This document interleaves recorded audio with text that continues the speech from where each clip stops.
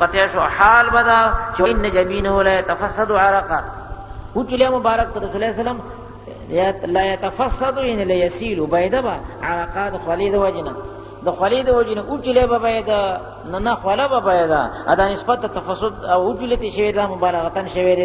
دي کی وجه سوا تاسو سماوي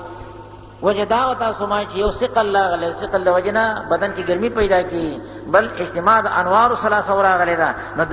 د انوار ثلاثه د اجتماع وجنه شدت پیدا کی ندی وجنه دا سینه خلو باسي دې مسله باندې پوي کی تاسو و ان جبینه جبريل امین نور دے وحی نور وا پیغمبر باطن نور دے مسله باندې پوي کی تاسو نشان انوار عدیده کثیره جمع شو محدت پیدا کیږي ندی وجنه ګرمي پیدا کی و ان جبینه لا يتفسد عرقا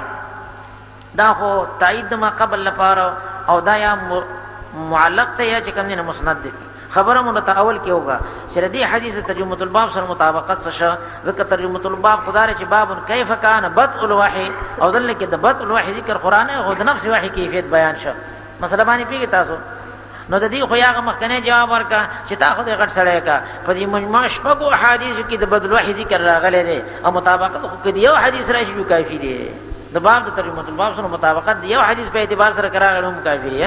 یو خبره دي چې مو تمخ کې کړي وکنه وکړي یا خو هغه وایا یا بل خبره کې اضافت د بده واحد اضافت بیان دي نباب کیف کان الوحی وبدؤه الک وحی څنګه او بد څنګه وانه په سری روایتونو کې بد راغله په سری روایتونو کې وحی راغله ده خبره باندې پوي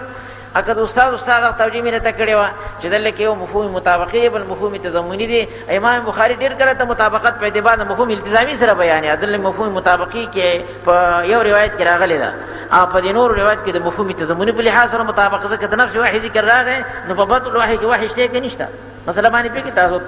او دغه ډیر کړه ته د مفهوم التزامی په لحاظ سره مطابقت معتبر یعنی مفهوم تضمنی په لحاظ سره په طریقې ولا سره قابل اعتبار شاشه فلته مرسي دا مسله دا هم توجیه اکنه د شاسب خبره دی وکړه چې بد په مقابل د نهایت کې نه د بلکې دابه قدم په مقابل کې څنګه وحی څرګنده شوی دا یعنی چې مخکې نشو به څنګه شته شولا ابتدا نه د مراده ابتدایي کې وسطي کې اخري خو څنګه دا موجوده شوی دا ندی کې جو د وحی ذکر راغلی دی کنه دی کې د ذکر دی چې ابتدا نه راغلی ابتدا خو مقصود نه ده دا دی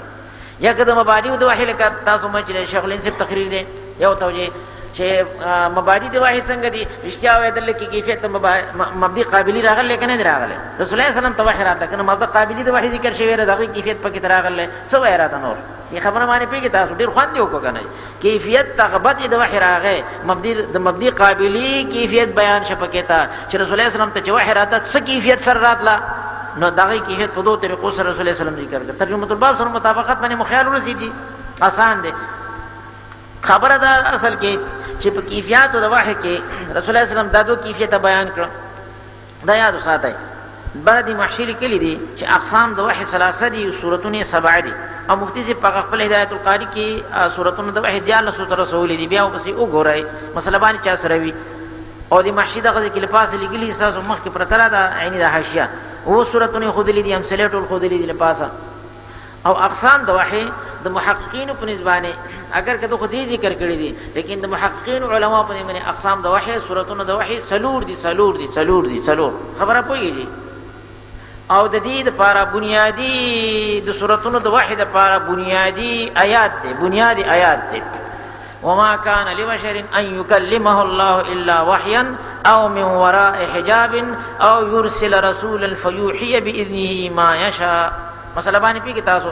د دې سورتونو د وحی د بیان لپاره اساس آیات ده